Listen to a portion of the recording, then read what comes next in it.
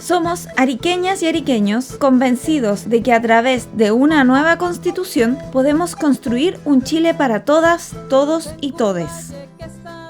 Somos Arica Constituyente. Hola, somos Arica Constituyente, mi nombre es Stephanie Cosin y junto a Romina Farías damos por iniciado nuestro 10º capítulo, Vejez Digna, Previsión Social y Constitución. Agradecemos a la banda local Cipas por facilitarnos su música con la que damos inicio a todos nuestros programas.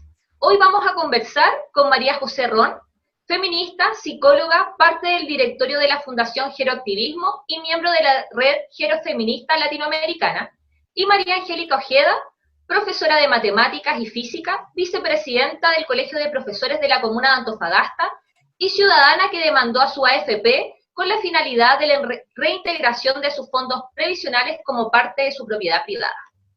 ¿Cómo están? Bienvenidas. Bien, hola. Gracias. Muy bien, gracias. Gracias por la invitación.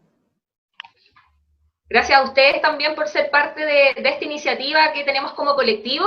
Y bueno, antes de entrar de lleno ya a la conversación sobre la temática que nos convoca el día de hoy, las voy a dejar con Romina, quien va a introducir el tema para que posteriormente ya podamos conversar. Gracias, Steph. Bueno, todos los programas tratamos de iniciar con unas pequeñas palabras que nos permiten mezclar los temas con la Constitución, con una nueva Constitución, que es lo que nos convoca, y con la que tenemos hoy. El derecho a la seguridad social se encuentra presente en la actual Constitución, en su artículo 19, número 18. La acción del Estado está dirigida a garantizar el acceso de los habitantes a goce de prestaciones básicas uniformes, sea que se otorguen a través de instituciones públicas o privadas. La ley podrá establecer cotizaciones obligatorias. El Estado supervigila el adecuado ejercicio del derecho a la seguridad social. Como complemento, existen múltiples cuerpos legales que regulan los distintos aspectos de la seguridad social, como es la previsión, la salud, la cesantía, entre otros. Además, en noviembre de 1980 es promulgado el nuevo sistema de previsión social basado en la capitalización individual. Chile se vuelve pionero en el mundo en aplicar un sistema de pensiones basado en el ahorro individual y, por lo tanto, traspasa a los ciudadanos la completa responsabilidad sobre sus pensiones. La actual Constitución no se pronuncia específicamente sobre personas mayores y actualmente existe un proyecto de ley que busca modificar la Carta Fundamental para establecer un sistema integral de garantías y derechos de los adultos mayores, los que actualmente son el 17% de la población total, y que el año 2050 serán el 33% de los chilenos y las chilenas. Sí, bueno, en virtud de lo que comenta Romina, van a ir surgiendo hartas reflexiones, ¿cierto? Y la idea es que en esta conversación podamos también abordar todas estas temáticas que resultan bien importantes sobre el envejecimiento, sobre cómo es envejecer en Chile. Ahí María Angélica tiene harta experiencia también en virtud de lo que ella también realizó con respecto a la AFP, y también para nosotros es importante hacer el cruce con la Constitución. Y dicho esto, me gustaría partir señalando que si bien en Chile se ratificó en el año 2015 la Convención Interamericana sobre la Protección de los Derechos Humanos de las Personas Mayores, el cual debiese funcionar como un marco legal en cuanto a la protección de la vejez, hasta la fecha seguimos observando una violación sistemática de los derechos humanos de las personas mayores por parte del Estado de Chile.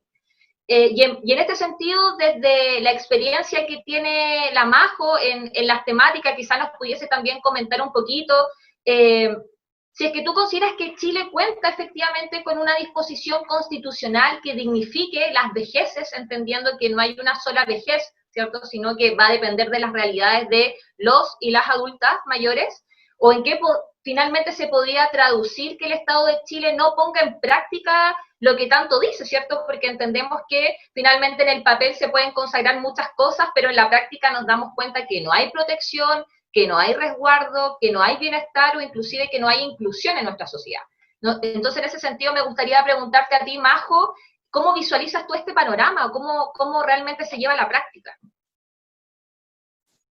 Hola, Steph, gracias por la pregunta y por la invitación nuevamente. Claro, ver la vejez acá en Chile es más que nada un abuso sistemático de parte del Estado, desde el cambio de constitución en los 80 y la acta, la Convención Interamericana de las Personas Mayores, que claro, se firma el 2017, más que nada, y llega en Chile cuando Bachelet estaba de presidenta, y desde el 2017 hasta la fecha no se ha hecho nada. Es más, hay un proyecto de ley que está durmiendo hace 5 años, por lo menos, que va en pro de los beneficios de las personas mayores. Pero independiente de esto, existe la violencia sistemática hacia las personas mayores, independiente de las pensiones. Es una visión tanto edadista que se tiene de la persona mayor, que, bueno, edadismo es la discriminación por edad, entonces ya una persona de sobre 60 no puede hacer nada, y esto es una violación sistemática que viene ya desde, pudiéramos hablar de dictadura, hasta ahora. Es como se ha construido la vejez acá en Chile. Entonces, hay que cambiar demasiado constitucionalmente para ir cambiando la visión desde esto de lo social y cómo el Estado va a ser un Estado garante en beneficio de las personas mayores, ya sea en AFP, que es el tema igual que nos convoca, y también en salud, en transporte. Esto es transversal. Claro, nosotros como personas jóvenes no lo vemos tanto o no lo sufrimos tanto, pero las personas mayores son violentadas día a día, hora a hora, en todo ámbito de sentido, desde partiendo de decir abuelito, siendo que no son los nietos. Como eso a grandes rasgos. Bueno, yo quiero agregar a lo que dice María José y con respecto a lo que dijo Romina en la introducción, porque justamente la Constitución no nos garantiza a nosotros seguridad social, o sea, independiente de eso, María José dijo la palabra bien clara, supervigila, supervisa, ¿no es cierto?, una acción social, pero no garantiza.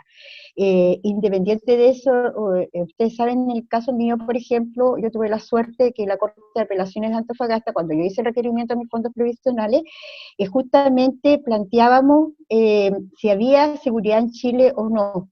Y si, ¿no es cierto?, si existe la seguridad en Chile, porque nuestro recurso de protección era sobre el derecho a la propiedad.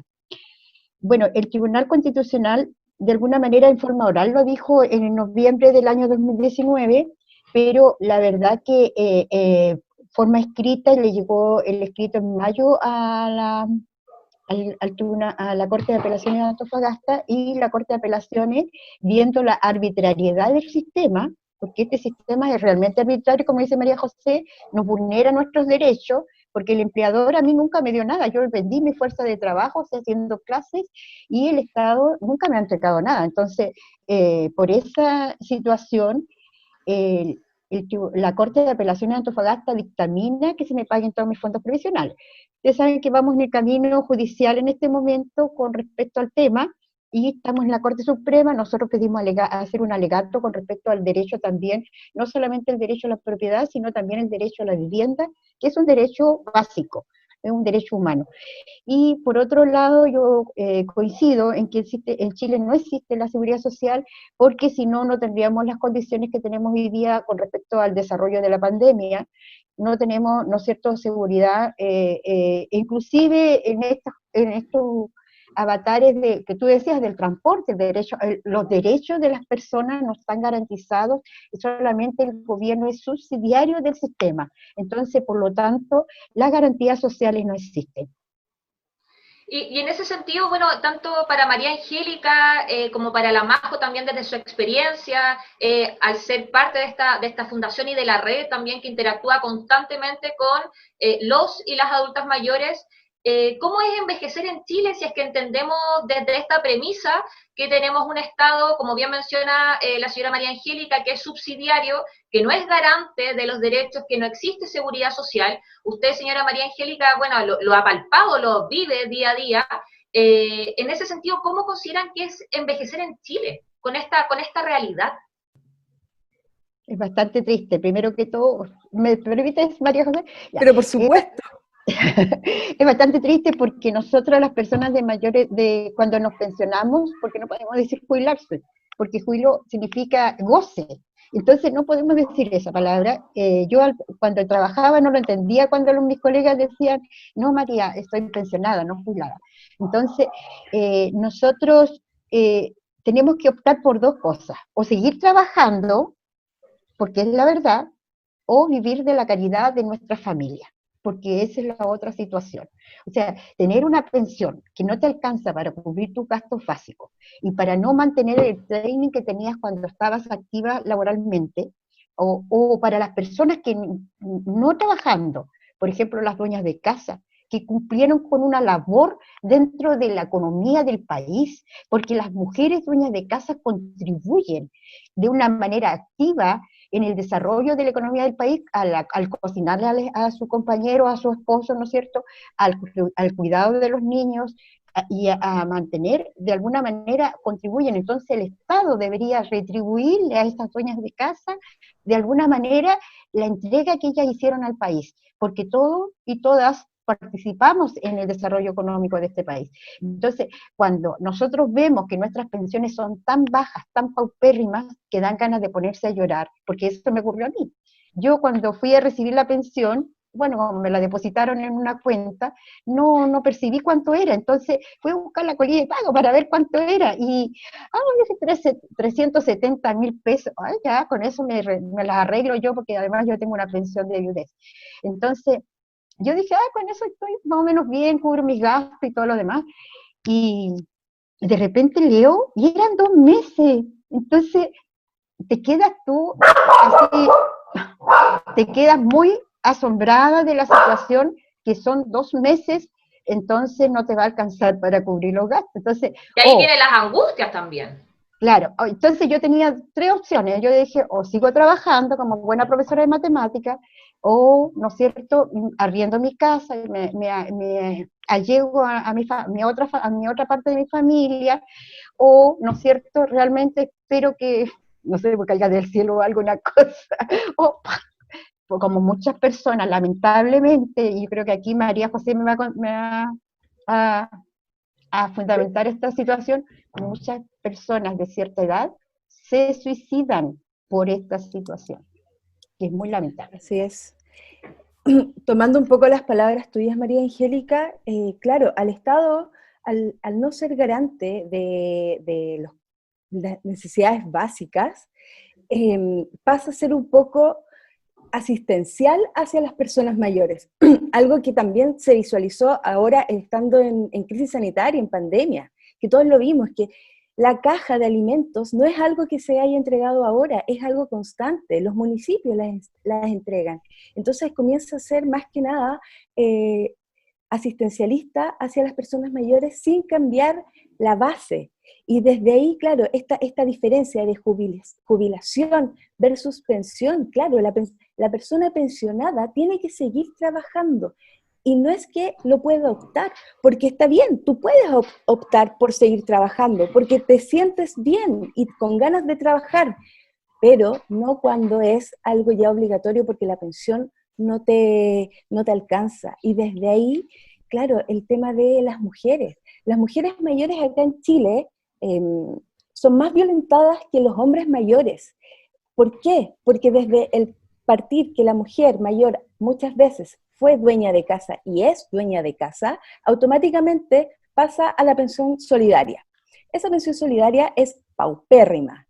O sea, en el trabajo con personas mayores que yo he estado en todos estos años, he conocido mujeres de 70 años a las cuales 2019, el 2015 se le había acabado la pensión solidaria. 2015, chiquilla. ¿Cómo vive una mujer sola pagando arriendo, medicamentos, transporte, si ya se te acaba la pensión? Porque fue dueña de casa toda la vida. Y eso sigue siendo súper castigado.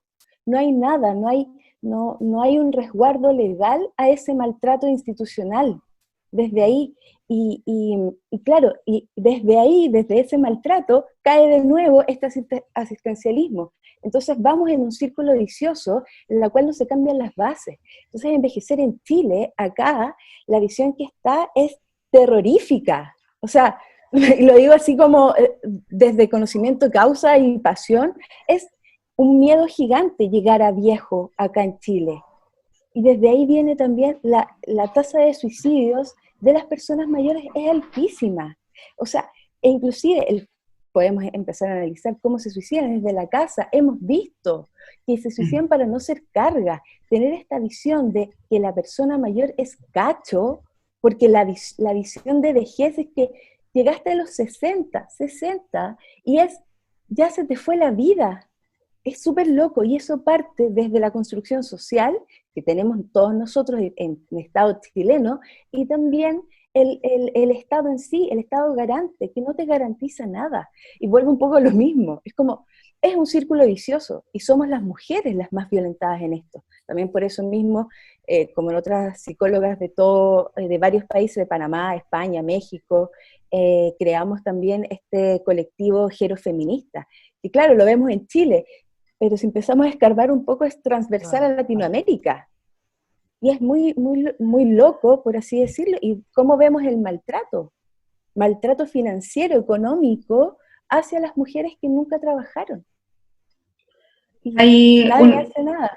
Claro, nuestra compañera Alejandra, que hizo la pauta, nos dejó efectivamente la tasa de suicidio de adultos mayores, y 17,7 personas adultas mayores se suicidan por cada 100.000 habitantes, y es la más alta de Chile, si vamos como en proporciones de edad.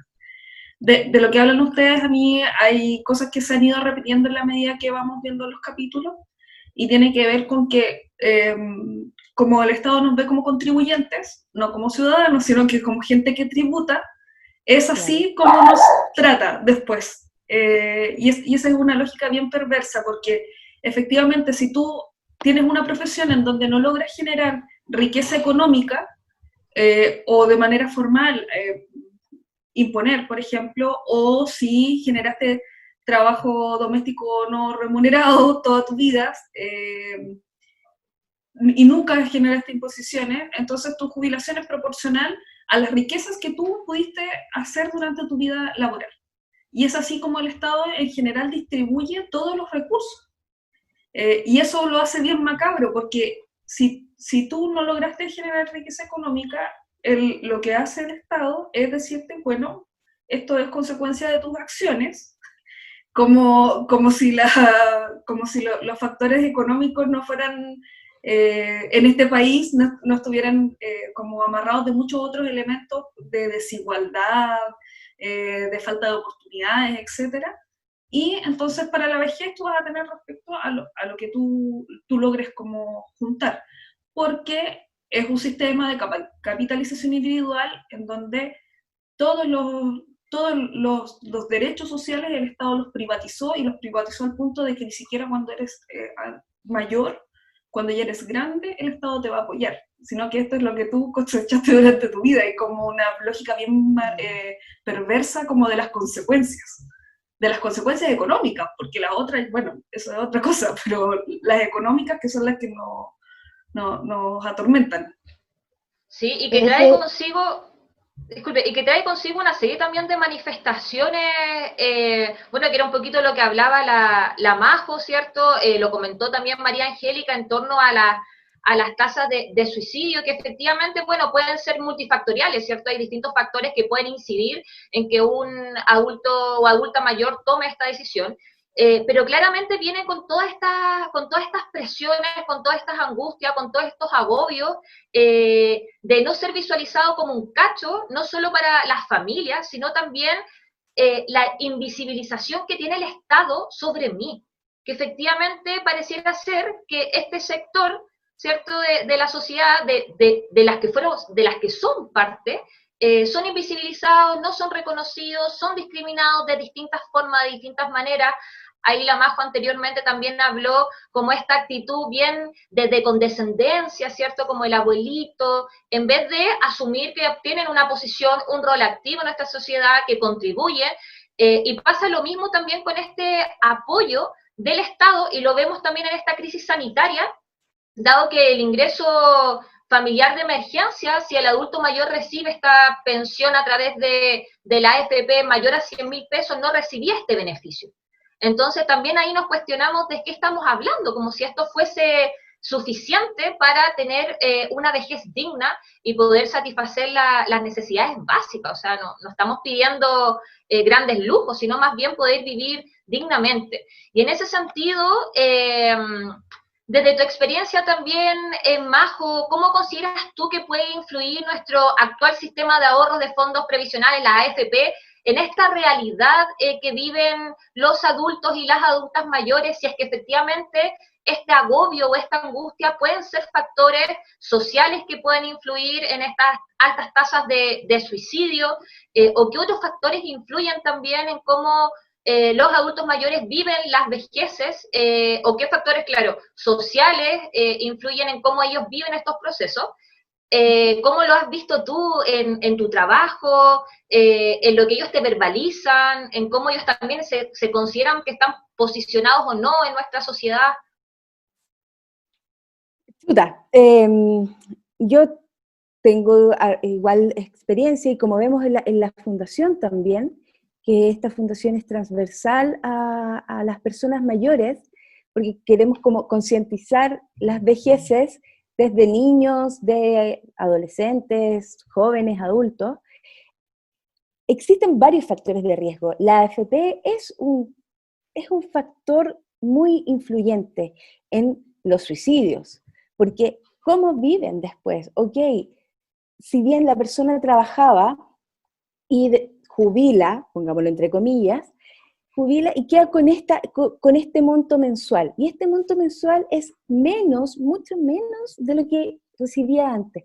¿Cómo desde ahí se empieza a articular la persona? ¿Cómo desde ahí tengo que empezar yo a elegir qué remedio me compro este mes? Entonces pasa a ser tan vulnerado y tan pasado a llevar y maltratado desde las pensiones, y empezamos a ver otros factores de riesgo. El hecho de, no sé, una persona mayor que no sea autovalente, que tenga un cierto porcentaje de dependencia, ya se lo vive de otra forma distinta, ya es un factor de riesgo. Ahora está muy en boga los de las ciudades amigables, y es un gran proyecto que tiene Senama, pero, chuta, la ciudad amigable o la comuna amigable no es solamente cambiar una vereda, es la visión, es que la persona no la pasa a llevar, es no tratarla de abuelo, es recordar que una persona mayor sigue siendo un sujeto de derecho. Y eso es lo que más se le ha olvidado al Estado y a nosotros como sociedad, porque tenemos esta visión de que la persona mayor, y vuelvo a decir, 60, 70, ya deja de decidir. Y se nos olvida que puede decidir. Me han tocado casos, personas de 83 años, que chuta, como mi papá ya tiene 83 y quiere hacer la vida, y cómo se le ocurre que tiene 83. Bueno, si quiere hacer su vida, teniendo la edad que tenga, es un sujeto de derecho, y desde ahí se nos ha olvidado todo. Partir de que la persona puede decidir, que es un sujeto de derechos, puede hacer todo, pero si el Estado no lo garantiza, desde las AFP, desde la pensión, desde los medicamentos, tener que escoger, al final vemos un contexto que está en contra totalmente de nuestro diario vivir. Y eso hace que empiece una depresión. En los índices de depresión de las personas mayores es muy grande también, además de los índices de suicidio, y los suicidios, se los vemos, es al final, puede ser por enfermedades crónicas, pero por muchas veces es que no alcanza la pensión, y eso es muy violento. Porque, por ejemplo, que haya ganado, no sé, 500.000 pesos, que ok, no es tanto, pero que haya ganado 500.000 pesos toda su vida, y después saca una pensión de 100.000 pesos, ¿cómo podéis vivir? Si tienes que pagar luz, agua, arriendo, porque el Estado no te garantiza casa propia, entonces, ¿cómo? Medicamentos, transporte, con 100.000 pesos no alcanza. Estando en Arica, te podría alcanzar, porque Arica es más barato, comparado con acá Santiago, que yo estoy en Santiago, y acá es más caro.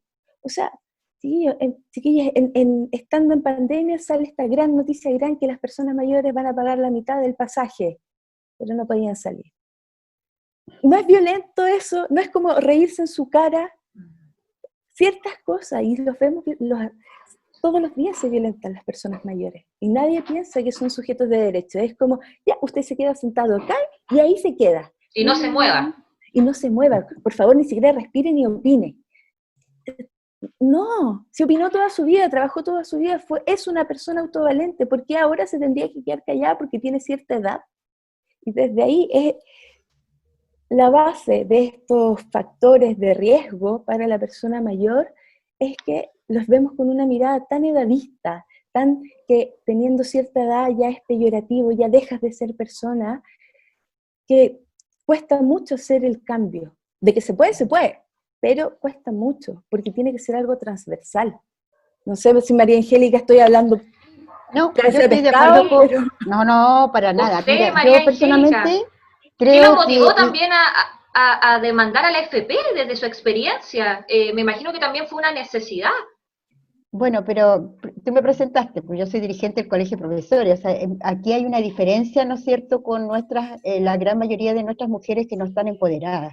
Primero que todo, yo quiero plantear el tema género, porque independiente de la situación, de las pensiones que son malas, hay una discriminación de género increíble. Por ejemplo, nosotros vemos nuestros gobernantes, nuestros diputados varones, pueden tener 70, 80 años y siguen ahí, ¿no es cierto?, y reinan en su poderío, como dicen nuestras compañeras feministas, en el sistema patriarcal. Pero nosotros las mujeres, ¿no es cierto?, tenemos que quedarnos, como ustedes dijeron, arrinconaditas y ojalá no metamos mucha bulla. Bueno, yo creo que hay una diferencia entre mujeres dirigentes y mujeres en general. No es por ser peyorativa, pero es la verdad. Porque yo no estoy en contra de que la crianza, yo también crié 2 hijas. Entonces, no estoy en contra, todo lo contrario. Yo he formado generaciones de jóvenes y hoy día yo estoy contenta con esos jóvenes porque de alguna manera han solidarizado con nosotros. Pero yo creo que independiente de esto, esta situación de género con respecto a las pensiones, nosotros trabajamos menos años, trabajamos hasta los 60 años, los varones hasta los 65. Es una cuestión también por genética, porque nosotros Y las mujeres viven mantenemos, más. claro, y además criamos, ¿no es cierto?, dentro de nuestro vientre y nos desgastamos físicamente, por esa es la razón que nos pensionamos a los 60. Pero además de eso, hay una brecha salarial al mismo trabajo, menos cantidad de dinero. Entonces, hay una cuestión de género. Pero además de una cuestión de género, mira, yo te voy a contar algo que nos contó María José, yo pensaba que le iba a contar. Las viudas Cierto. reciben la mitad de las pensiones. O sea, si el hombre recibía 130.000 pesos, ellas reciben 65.000 pesos, castigadas, por supuesto, por la situación de que vivimos más años. Pero vivimos más años, pero muchas veces enfermas, en unas situaciones realmente caóticas. Mira, yo como profesora puedo decir que muchas veces vi abuelas criando nietos, o sea, siguiendo, ¿no es cierto?, con la crianza de los hijos cuando ya habían terminado la tarea. Y yo creo que a esta edad debería ser como de empezar a desarrollar cosas o actividades que nosotros no realizamos. Entonces, bueno, yo soy más busca vida, participo en muchas organizaciones y estoy en muchas cosas, pero independiente de eso, yo creo que la gran mayoría de las mujeres se aboca mucho a la familia, porque de alguna manera este sistema no ha, de alguna manera, encasillado. Las mujeres hacen esto, los hombres hacen esto otro. Los hombres tienen el poder, las mujeres se quedan en casa. Entonces, no es que hoy día las chiquillas estén, o el género, ¿no es cierto?, o el tema feminista esté encima. Hemos luchado toda una vida. Detrás de estos movimientos feministas hay una historia para atrás que no tenemos que desconocerla. Las mujeres están empoderadas, pero están empoderadas hoy día y se dan cuenta de esta realidad que vivimos nosotros, las personas mayores, se dan cuenta que van para allá. Y eso yo creo que admiro de los jóvenes, porque hoy día los jóvenes son capaces de empatizar que a ellos les va a tocar lo mismo que estamos viviendo de nosotros hoy día. Y por eso están por un cambio de sistema previsional. Porque nosotros estamos seguros que si cambiamos el sistema previsional en Chile por un sistema de reparto, ¿no es cierto?, solidario sobre todo con el género, con las mujeres, porque las mujeres recibimos menos pensión que los varones, y unas con tasas de retención más altas. Yo ganaba 1.200.000, y hoy día tengo 192.000 pesos de pensión, que no sé por qué me la subieron, debe ser porque subí de edad a lo mejor, estuve de cumpleaños hace poquito, pero 192.000 pesos a 1.200.000, no se dan cuenta la diferencia, y ese es el impacto que creó, ¿no es cierto?, que yo haya pedido mi fondo, creó debate, porque se dan cuenta de que yo, que era de clase media, pasé a ser del nivel pobre, del último quintil, ¿no es cierto?, de la pobreza, porque no alcanzo ni siquiera el salario mínimo con mi pensión. Entonces no me permite vivir dignamente. De eso se trata. Yo creo que hoy día tenemos que cambiar el sistema previsional, tenemos que trabajar, ¿no es cierto?, hacia un nuevo sistema previsional que sea solidario sobre todo en género, que tenga un fondo de reserva técnica que permita desarrollar, ¿no es cierto?, industria en el país, que permita mejorar la infraestructura, mejorar los centros médicos, mejorar las escuelas y la educación y muchas cosas más. Cuando habían, mira, distintas cajas, habían 32 cajas en el sistema antiguo, más, ¿no es cierto?, el seguro social que había, con eso se construían soluciones habitacionales para la gente. Hoy día no hay soluciones habitacionales para la gente. Entonces, si nosotros hablamos de derechos humanos, y qué bueno que esté María José, un gusto conocerla, me encanta, porque realmente está tocando los temas que nos tocan y nos cruzan a todas las personas, porque de alguna manera, a ustedes chiquillas que son más jóvenes, los va a cruzar igual más adelante. Entonces, tenemos que prever que esto no nos vuelva a ocurrir. Tenemos un sistema fracasado, un sistema previsional fracasado, individualista, ¿no es cierto?, que dice, ráscate con tus propias uñas, y la verdad que no debe ser así, porque el Estado debe garantizar la dignidad humana. Hay una cosa que es muy estructural, porque es como la previsión se vuelve protagonista en la vejez, porque como el Estado no garantiza nada, la plata que logra tener cada uno es la que le va a garantizar a cada uno su bienestar. Porque como no hay una garantía ni de vivienda, ni de salud, ni de educación, y ya cuando pasamos a las ideas de júbilo, de entretención, de cuidado, ya eso ni siquiera no estamos alcanzando a tocar. Pero por eso la previsión se vuelve protagonista de la discusión, porque como estamos en este sistema, que nos obliga a que la plata individual es la que nos permite acceder a todas las cosas. Entonces, si vamos a continuar este sistema, por último garantiza que la persona tenga lo suficiente, a lo menos para vivir. Y eso es lo que no está garantizado hoy. Y menos hay, por ejemplo, lo que tú hablabas, María José, respecto, no sé, casas de reposo públicas, ¿cuántas hay? ¿Cuál es la cobertura? Si una persona decidió no tener familia o no tuvo familia, ¿quién lo resguarda? ¿Quién lo cuida? ¿Con quién se acoge? No, hay todo un sistema, toda una red que a mí me da la sensación de que no existe. Ustedes también la conocen más, nos podrían comentar. Por ejemplo, Romina, en lo que dices tú, que es súper importante, y lo que decía María Angélica también, el tema de género. Nosotros en Fundación Giroactivismo, que soy parte, vemos la erradicación del edadismo con un enfoque de género y de derechos humanos, que es transversal a todo, cómo la diferencia socialmente se ha visto para los hombres y las mujeres, y mujeres viudas, mujeres solteras, mujeres que se hicieron cargo hasta de la quinta generación, por poner un ejemplo, así como de los bisnietos, y eso es muy maltratado. Y además en esto de escoger que ahora lo hemos visto más, que nosotras mujeres podemos tener la decisión y podemos, porque antes no se podía, de decidir si tenemos o no tenemos hijos. Bueno, entonces si no tienes hijos, esta creencia, ¿quién te va a cuidar? Existen los ELIAM, que son los establecimientos de larga estadía. De hecho, en Arica hay uno, en todas las regiones hay uno, que son de Senama, que hay del Estado y particulares, pero que también los ve Senama. En estos ELIAM, en este momento, por toda la pandemia, claro, se resguardó más los cuidados, se crearon otros puestos de empezar a ver cómo eran los ELIAM, pero tampoco te asegura que tú vayas a poder entrar a un ELIAM o una residencia de personas mayores, porque no te garantiza. Los ELIAM, las residencias de personas mayores, en este momento están vistas para una persona mayor que no sea autovalente, o que tenga una demencia del tipo Alzheimer, no sé, tenga algún grado de dependencia. Y esos son los factores para entrar a ELIAM, entrar a centros días para personas mayores. Tienes que tener cierto grado de deterioro cognitivo y cierto grado de dependencia. Si estás bien y tú te quieres divertir, no, señor, usted no puede entrar. Entonces, al final, te garantiza siempre y cuando tú tengas un grado de enfermedad, pero no es que te garantice totalmente que tú vas a pasar tus años de vida espectacular. No, en los ELIAM también se ejerce violencia, también se ejerce edadismo. Es la visión del técnico, los cuidadores, los profesionales, todo, que quieran o no quieran, de repente puede pasar. Pero no hay algo que te garantice que si tú no quieres tener familia, imagínate, que ya desde la construcción no vas a tener familia, entonces si no tienes hijos, vas a ser una pobre persona sola.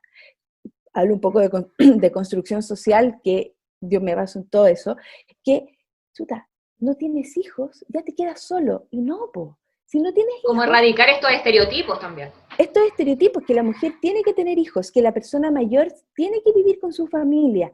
Pucha, y de repente la persona mayor no quiere vivir con su familia, o la familia no quiere vivir con él por historia de vida, y no está ni bien ni mal, se decide. Entender eso, quitarle como esta dicotomía de que la persona mayor fue mala toda su vida, entonces ahora mira los resultados, y no, la familia no está con él. Bueno, si no quiso estar con su familia, no quiso.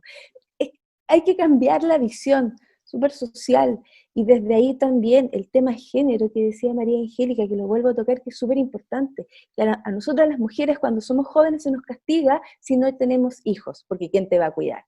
A las mujeres mayores se les castiga porque si no hay una pensión que te garantice transporte, que el Estado no te garantice nada, o sea, no te garantiza nada, tienen que cuidar a los bisnietos para que los hijos, nietos, puedan salir a trabajar, y eso también es súper violento, porque muchas veces, o en ocasiones, la persona mayor, la mujer mayor puede no decidir, pero al decir, no, yo no te voy a cuidar a los nietos, ya tiene un maltrato.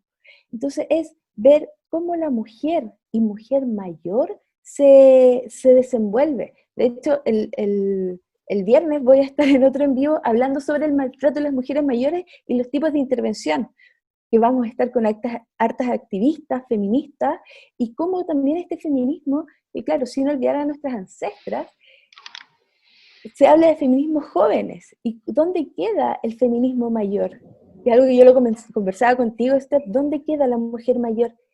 Que también luchó, sabemos, las mujeres mayores lucharon por el voto femenino, las mujeres mayores lucharon por los anticonceptivos, y lo vemos así socialmente, mundialmente. Entonces, ¿por qué ahora la mujer mayor la dejamos en una esquina y que tiene que cuidar a los nietos y tiene que cuidar hasta a su maltratador?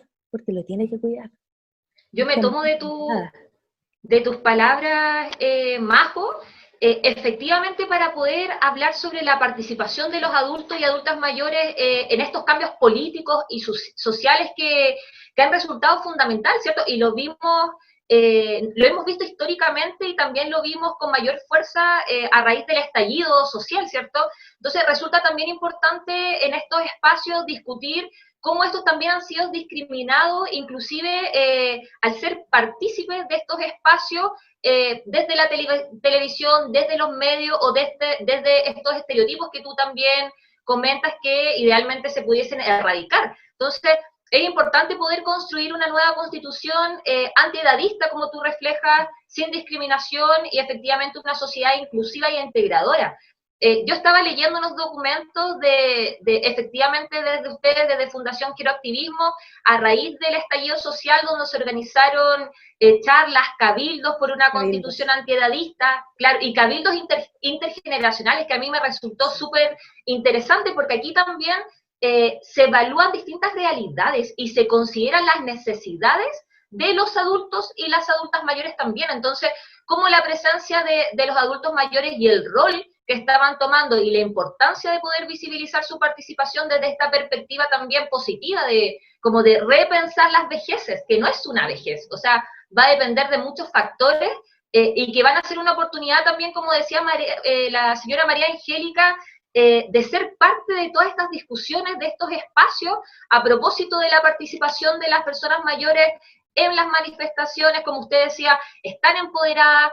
¿Cómo usted lo ha vivido, asumir este rol activo en torno a, bueno, denunció a la AFP, que mayor reflejo, ¿cierto? Hay una necesidad, hay una decisión, hay un deseo de poder visibilizar cuál es la realidad que vive usted o cuál es la realidad que viven muchos adultos mayores, porque como bien decía Majo en un inicio, esta concepción de sociedad desde la estructura que es, no, mira, el abuelito ya cumplió una etapa, entonces dejémoslo ahí sentado, que no opine mucho, porque ¿qué va a saber el abuelito? Si finalmente es un abuelito, ¿cierto? Como esta actitud muy como paternalista, ¿cierto? O de mucha condescendencia. Y de hecho lo vimos inclusive en el estallido social, cuando habían adultos y adultas mayores que han vivido la precariedad del sistema, que han vivido la realidad donde el Estado no les garantiza absolutamente nada, que han salido a las calles, que han levantado la voz, ¿cierto? Que han alzado en esta lucha histórica, porque efectivamente así lo consideran. Entonces,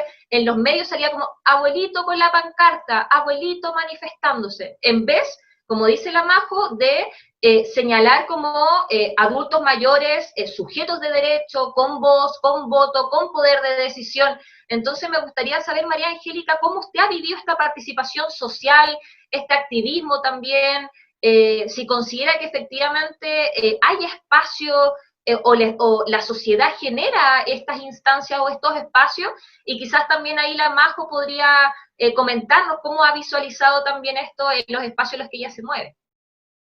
Bueno, primero que todo, yo pertenezco a un gremio donde la gran mayoría hoy día es un gremio joven, pero independiente de eso, nosotros siempre hemos tenido como un departamento, bueno, de jubilados, pero ellos dicen pensionados, o decimos pensionados.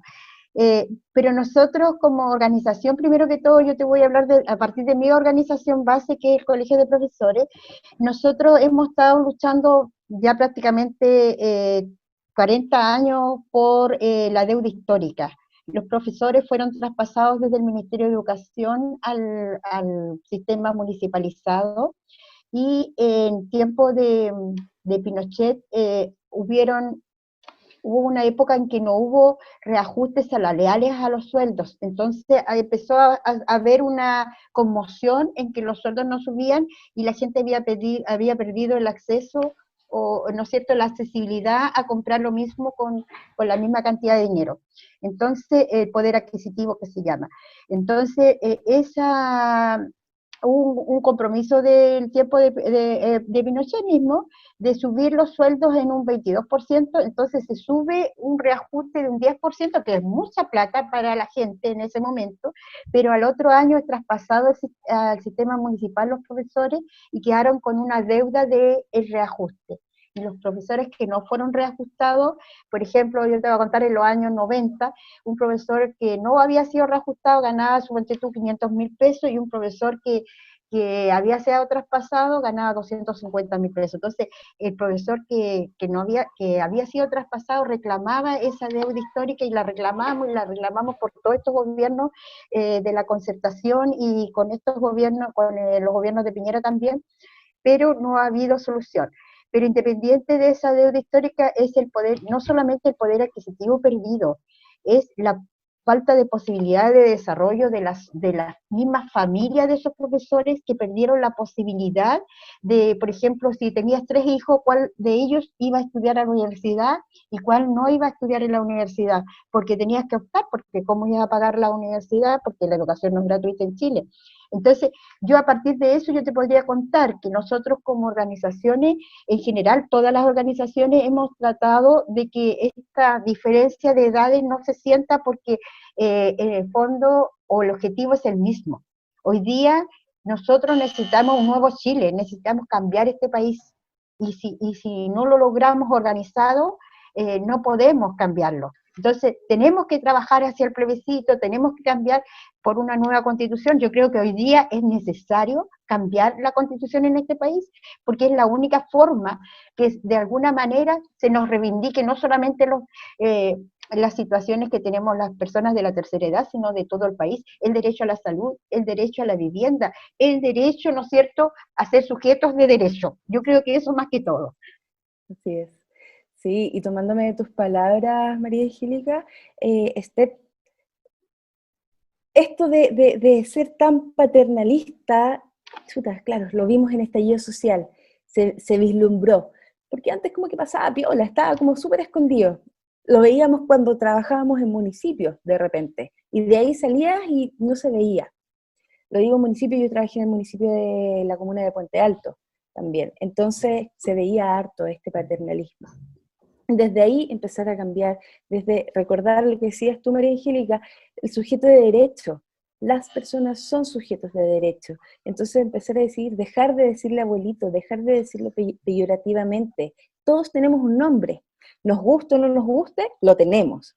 Y al tener un nombre ya somos personas. Ya dejamos de ser un Ruth, dejamos de todo. Y desde ahí empezar. Y en este paternalismo cae también esto que tú hablabas, Romina, desde la violencia estructural, que es cómo las pensiones empiezan a violentar para abajo.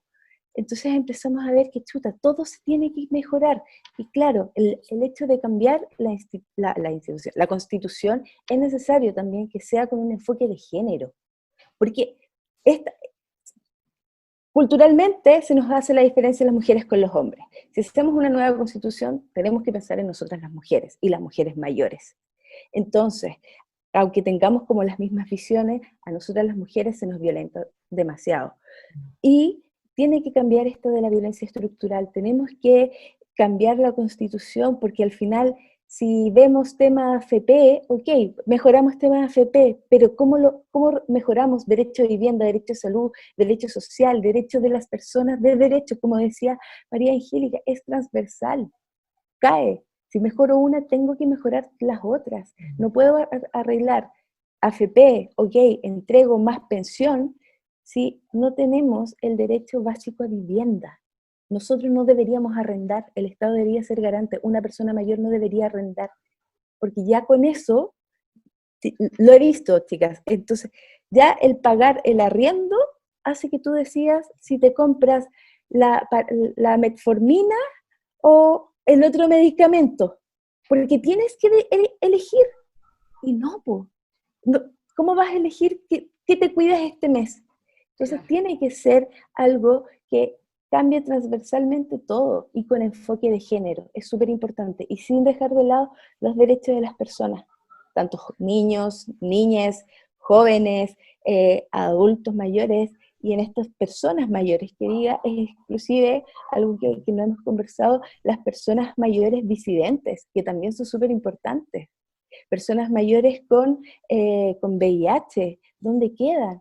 Lesbianas, acá ahora con la pandemia hemos visto que se han hecho campañas para mujeres mayores lesbianas y no ha llegado a ninguna porque está socialmente que te van a tildar y te van a apuntar con el dedo. Entonces es necesario hacer una nueva constitución con enfoque de género, porque tal como decía Lester, 2 segundos. No, dale. Hay tantas vejeces como tantos universos, entonces somos todos distintos. Diversos. Eso. Sí. No sé, Romy, si tú tienes por ahí los datos en torno, a esta necesidad de cambiar esta nueva constitución y esta Carta Fundamental de los Derechos de las Personas de la Tercera Edad, donde aparece un poco como la situación de los otros países, quizás para poder comentarlo y después poder hacer el cruce con esta necesidad de poder contar con esta nueva constitución en virtud de lo que hemos conversado. Tengo aquí tengo el extracto de la Carta Fundamental de Guatemala. Guatemala, yo tuve la suerte de conocerlo, no es un país que tenga las mejores condiciones en general, sin embargo, hay que entender también que la Constitución es la base de las posibilidades que vienen hacia adelante. Nosotros hoy, nuestra Constitución hace que sean imposibles muchas cosas, ni siquiera podemos llegar a pensarlo. En Guatemala se garantiza la protección integral de las personas mayores, reconociendo algunos derechos económicos y sociales que van desde la atención de salud, alimentación, condiciones de vida digna y vivienda hasta el concepto más general del estado de bienestar. También hay otras constituciones, como Brasil, Costa Rica, Colombia, el Estado Plurinacional de Bolivia, República Dominicana, Honduras, Nicaragua. No es algo aislado. Tenemos muchas constituciones que se refieren específicamente a las personas mayores que tienen un derecho a una protección especial del Estado. También en ese punto reconociendo que hay una condición que también es diferente al resto de las personas. Ahora, cuando ustedes hablan, por ejemplo, de las mujeres mayores, también siempre me queda esta inquietud de lo que hablamos, de la representatividad. En esta sociedad donde los mayores en general ya quedan un poco de lado, las mujeres mayores, ahí sí que tienen una muy poca representatividad dentro de los grupos de poder. Y esta nueva constitución es una oportunidad muy importante para que ese tipo de representatividad se levante, de que los constituyentes sean ese tipo de personas, que puedan aparecer ese tipo de voces, porque si no, no hay manera en la que una persona que no haya vivido, o no es que no haya ninguna manera, pero va disminuyendo la posibilidad, pueda entender qué tipo de problemas a los que cuáles son los problemas a los que se enfrenta una persona mayor en Chile. Como lo que tú dices, María José, como una persona mayor no debería pagar arriendo. Y si es un arriendo, podríamos empezar a pensar en otro tipo de ejercicios de arriendo. El ejercicio de arriendo de Recoleta es interesante porque no indica un valor, indica un porcentaje máximo de tu sueldo, de tu ganancia, que es lo que determina la Convención de los Derechos Humanos. Idealmente que el 20%, el 25%, ese es el máximo que vas a pagar. Y eso te permite tener dinero para otras cosas. Pero hoy, como está todo entregado al mercado, los arriendos valen lo que el mercado dicte. Y como hay especulación inmobiliaria, porque además la gente considera que si se compra un bien, eso puede ser después parte de su jubilación. Porque si yo tengo otra casita, puedo comprometer mi pensión. Esto se vuelve una situación bien macabra, porque se ve los bienes raíces como una posibilidad de tener un sostén en un país donde el Estado no te sostiene, no te apoya. Y en virtud de eso que comentas tú, Romy, bueno, según la Carta Magna de otros países, que otros países se incorporan en su Carta Magna, en su Constitución, consagra, ¿cierto?, velar por el interés de la tercera edad o de los y las adultas mayores.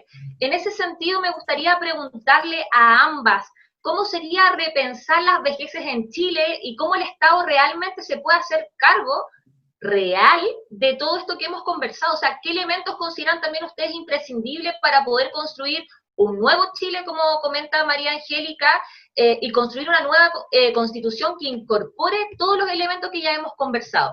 Es una pregunta amplia, la idea es que podamos pensar cómo repensar, valga la redundancia, las vejeces, con la finalidad de que el Estado de una vez por todas asuma un rol activo y garante de estos derechos, y qué principios consideran ustedes fundamentales que debiese tener esta nueva constitución para ir cerrando ya el programa y el capítulo del día de hoy. Yo incorporaría la brecha tecnológica.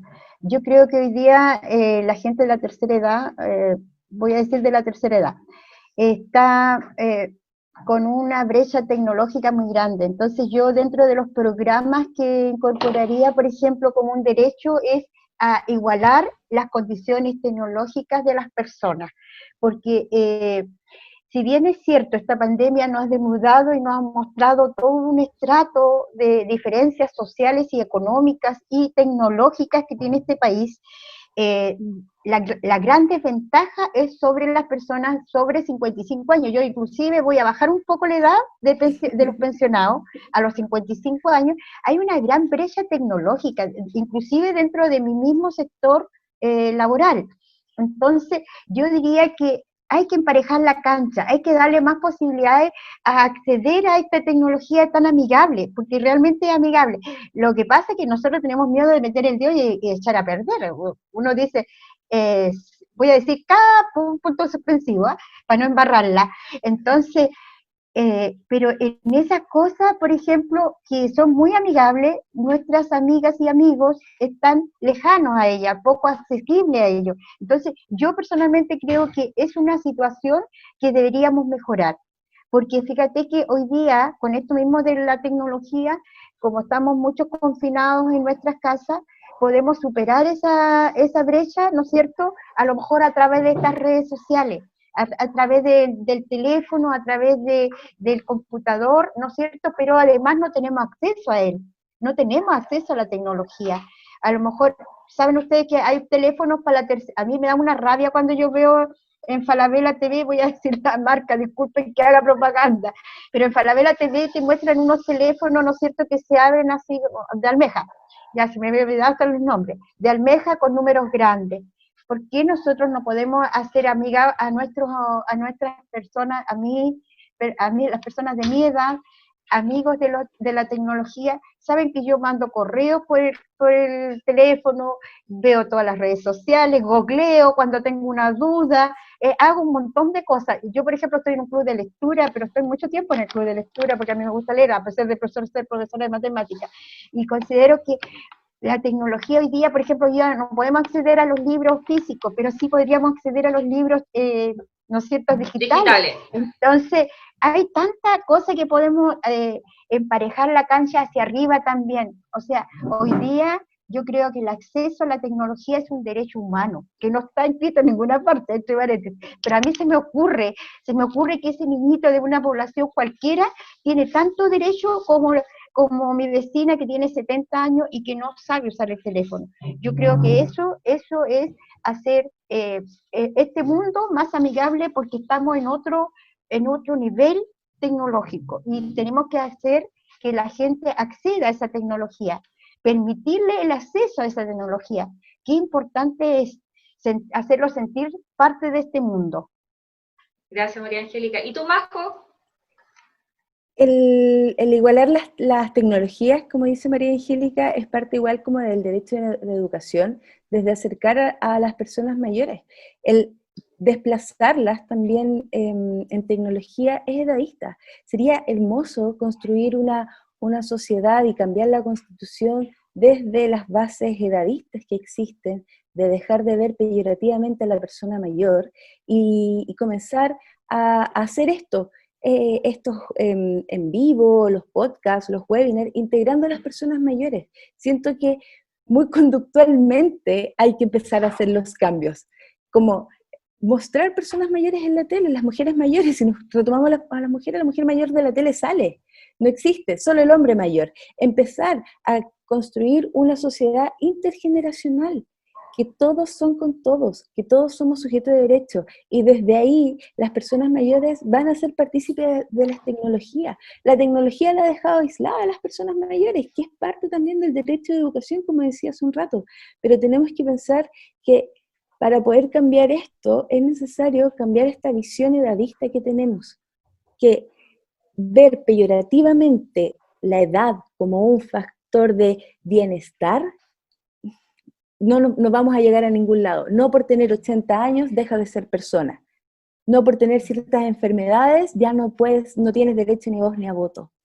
Para eso tenemos que ir. Eso sería hermoso, construir una sociedad así y de pasar una nueva constitución que no fuera edadista, que agrupe, que integre a las personas mayores, que no las dejemos a un lado, que repensemos las vejeces.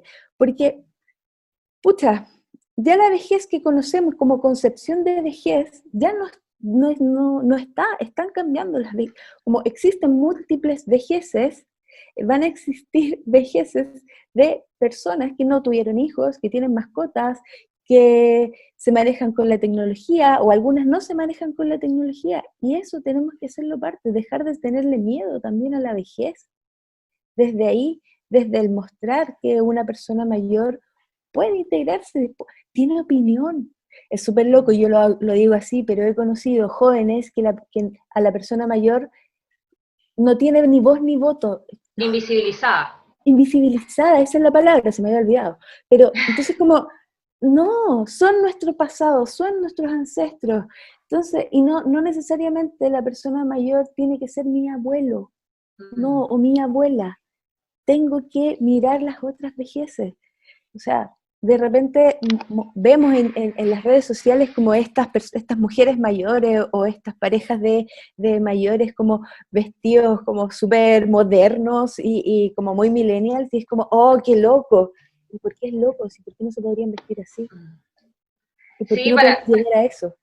Para nosotros como colectivo es súper importante lo que tú comentas, Majo, generar estas instancias de discusión, de reflexión, de hacer parte y que se sientan parte también. Es necesario generar estas instancias para saber las distintas realidades, para saber también conocer y visibilizar lo que están viviendo los y las adultas mayores, con el objetivo también de involucrarse en este proceso constituyente que ya se está llevando a cabo. Se nos viene un plebiscito, consideramos nosotros la necesidad efectivamente de poder cambiar una constitución que incluya estas temáticas que estamos abordando, que se cree una constitución que vele realmente por los derechos humanos de las personas mayores, que permita visualizar a las y los adultos mayores en su diversidad, ¿cierto?, en estas vejeces como sujetos de derecho, protagonistas de su propia vida y del cambio social, en vez de ser objetos de caridad.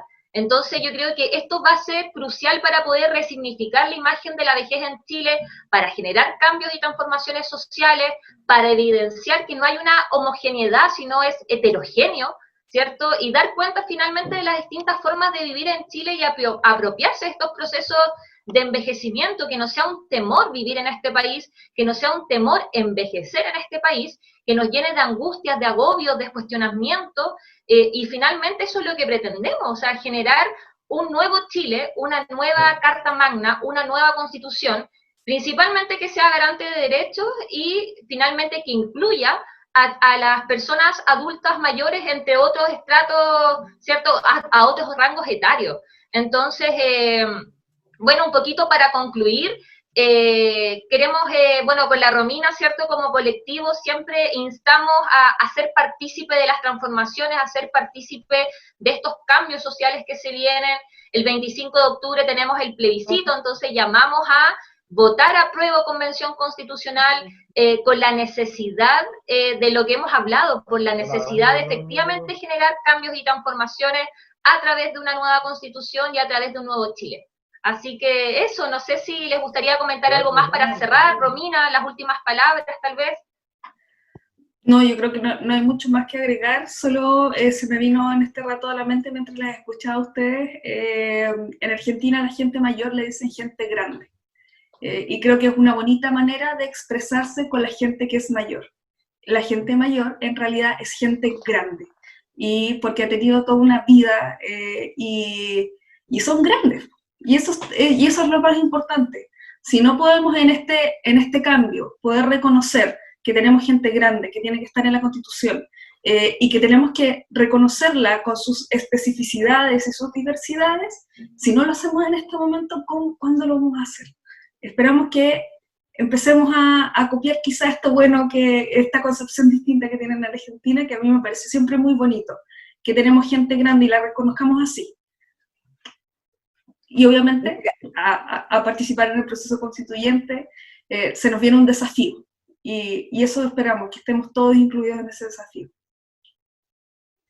Chiquilla, Romy, tomando un poco de las palabras de Argentina, en Argentina inclusive en las leyes, tienen leyes que abogan para las personas mayores, para esta gente grande. Está la revolución de las viejas, que es un movimiento feminista de mujeres mayores. ¿Por qué no hacer un movimiento feminista de mujeres mayores con este cambio? Y como dices tú, si no es ahora, ¿cuándo? Y empezar a visibilizar. Entonces, yo desde ahí todavía le agradezco demostrar que existen múltiples vejeces acá en Chile, que existen múltiples vejeces en Arica, porque la vejez en Arica es súper distinta a una vejez acá en Santiago. Y en el sur. Y en el sur, entonces es como, chuta, tenemos que visibilizar las vejeces, tenemos que hablarlas. Si el lenguaje crea realidad, ¿por qué la vamos a dejar de lado? Desde ahí yo les agradezco enormemente que me hayan invitado, podría hablar horas y horas, me encanta, pero si no es ahora, ¿es cuándo? Una nueva constitución con enfoque de género. A eso voy yo. Gracias, Majo. María Angélica. Yo quisiera agradecerle la invitación a Arica Constituyente, conocer a María José inclusive es muy agradable, conocerlas a ustedes también, a Camilo y a todos los que nos invitaron, ¿no es cierto?, a esta actividad, porque creo que es importante hoy día más que nunca, cuando no tenemos los otros recursos, hacerlo a través de estas redes sociales y llegar a mucha más gente, a invitarla a ser parte de este proceso constituyente. Yo creo que hoy día tenemos que trabajar por el apruebo, tenemos que trabajar por la Convención Constituyente, porque tenemos que cambiar Chile. Yo creo que eso es lo importante. No es solamente no más AFP, sino que es mejor salud, más derechos para todos. Muchas gracias por invitarme. Muchas gracias a ustedes. Gracias. Sí, un gusto. Somos Arica Constituyente. Síguenos en Facebook, Instagram, Spotify y YouTube.